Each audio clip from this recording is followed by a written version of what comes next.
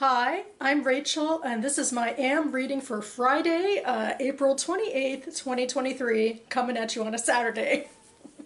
So here we are at the end of another month, and I'm trying to squeeze in videos and squeeze in reading, and I don't even have everything, to share with you today, what I at least want to start in April, which means I have to finish some of this stuff up and get that going so at least I can start it in April. But there's just, so much to read. There's always so much to read. So without any further ado, let's get the ball rolling here.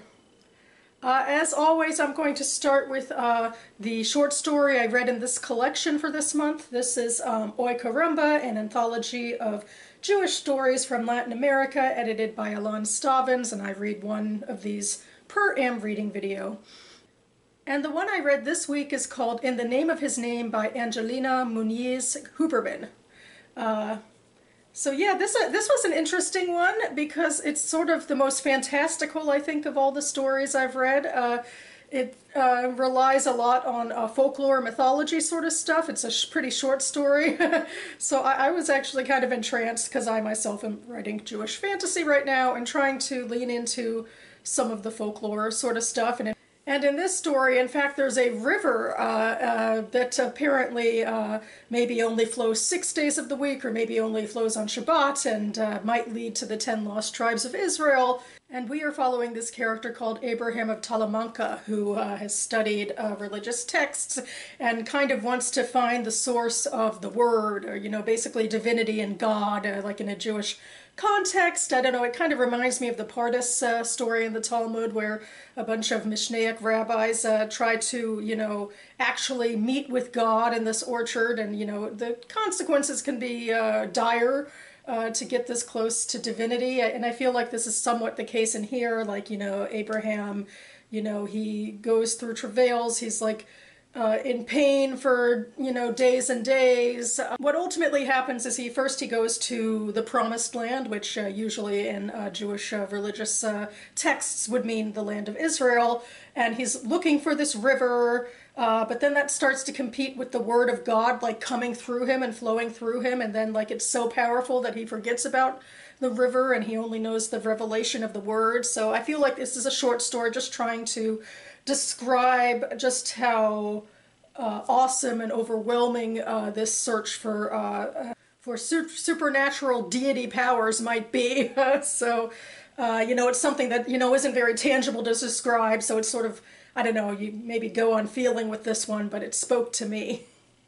Maybe in a somewhat similar vein, at least in terms of speculative fiction, I finished MERU by S.V. Divya, which is science fiction, very thoroughly science fiction about space travel and the future of humanity in grand terms. I believe it takes place about a millennium in the future, where we, as humans, have created sort of this hybrid species that has moved far beyond us, called alloys.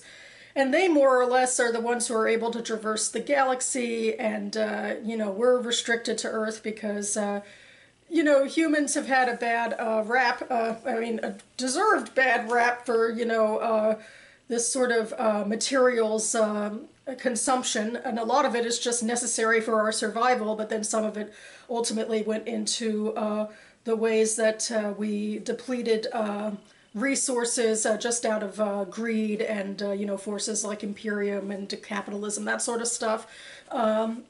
So we basically ceded, I'm saying we, but I feel very human, ceded our power to the alloys, who kind of keep us contained on Earth and have for 500 years, and generally humans are psychologically conditioned to, just, not want much, not do much, just, live in a very narrow lane of society that is okay for them to do so in, but some people want more, particularly Jayanthi, who was raised by alloy parents, so maybe she had fewer, restrictions on her personal ambition in that way.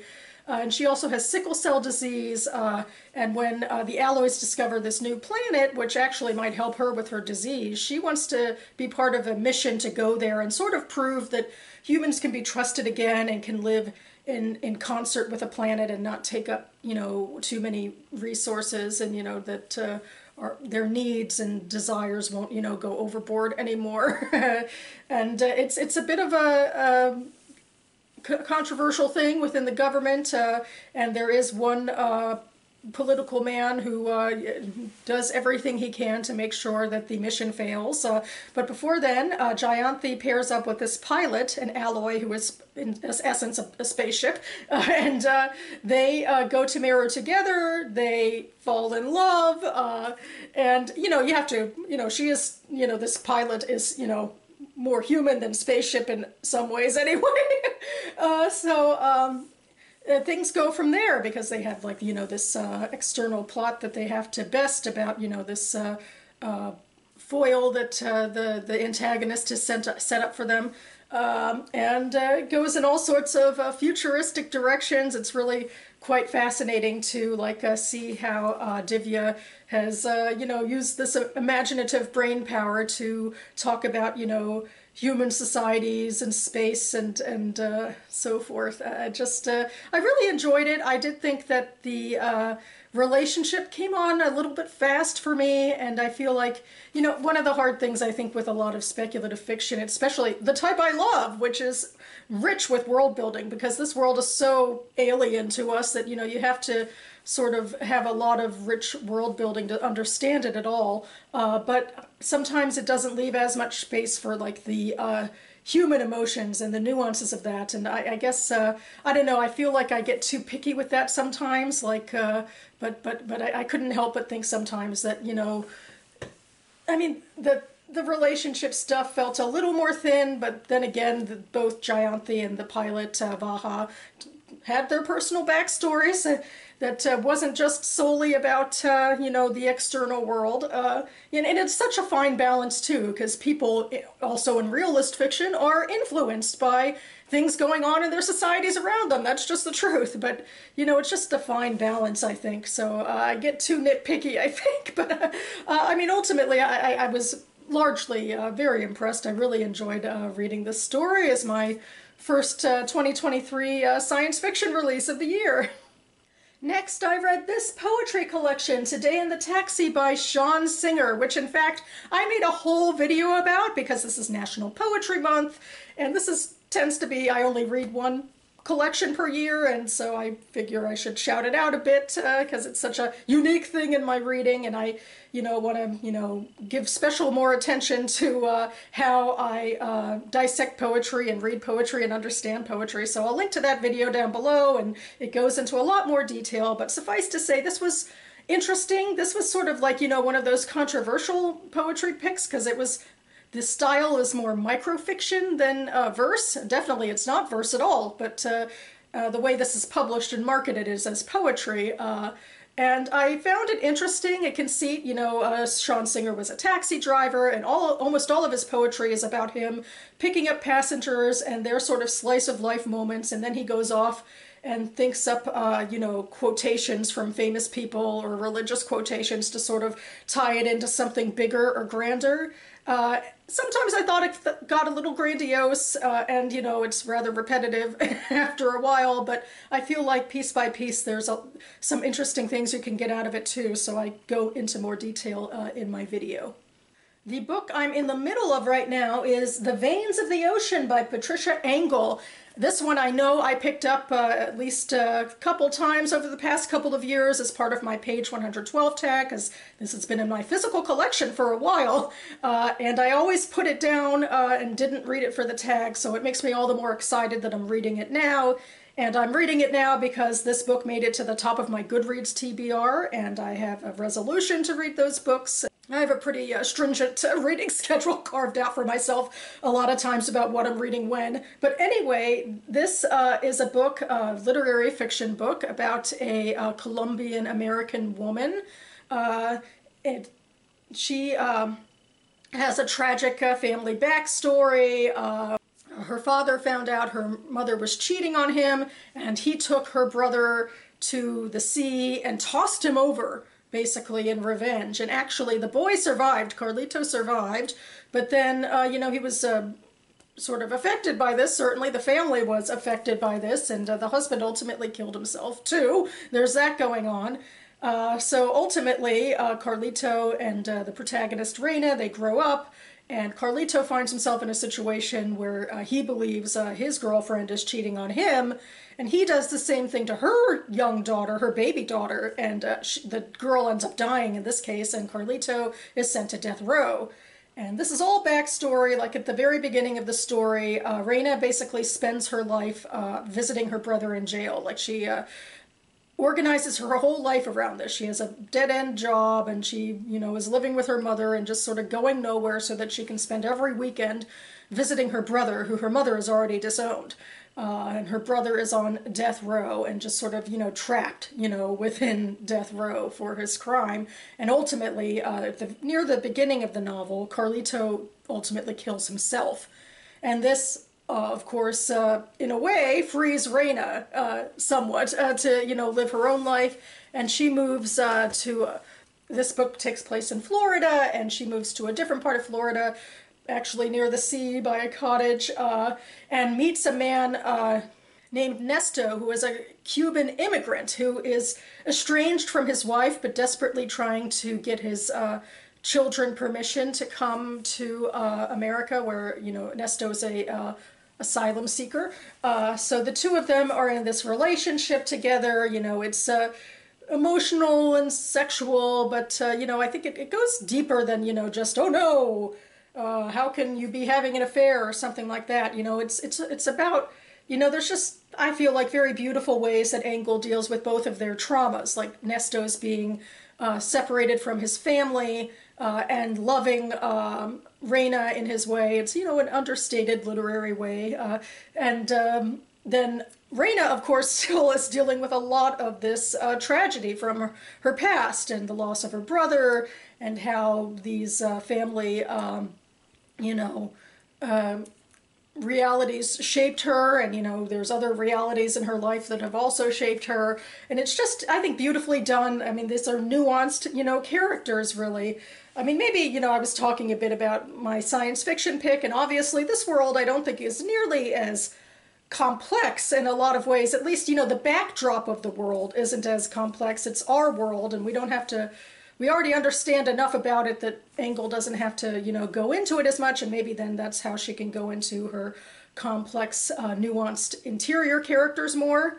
And still, though, obviously there's politics in this world as well, but I don't know, things can be a little more muted, I suppose, but maybe I'm just going into how I go to science fiction for maximism and literary fiction for more minimalism and, internal stuff. But, oh boy, I'm going off on a tangent here. Anyway, I mean, this is just all the sort of stuff that's flowing in this book, and it's just really intriguing. And there's more, too. Like, the ocean is a big part of it, not just because of what happened to Carlito and the people around him, or the fact that Reina lives near the sea, or obviously Nesto and a bunch of other immigrants are crossing the sea to try to get from Latin America to Florida all the time.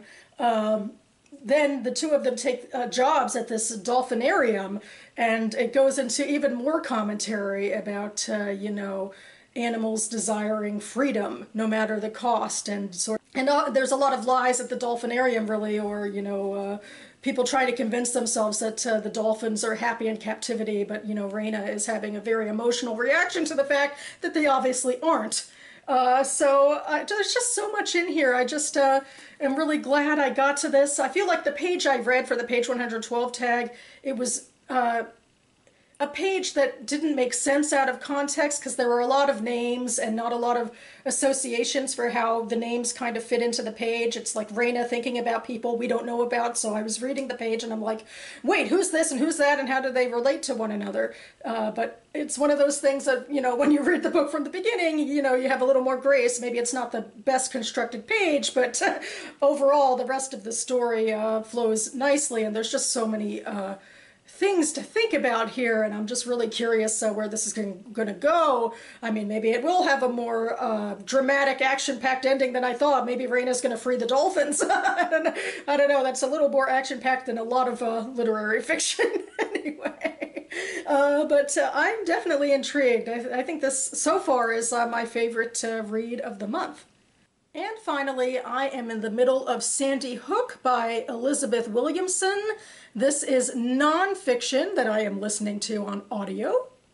Sandy Hook chronicles the American school shooting from about a decade ago at an elementary school. I think in a way it has an outsized sort of remembrance because these victims in particular, well, the child victims, were so young.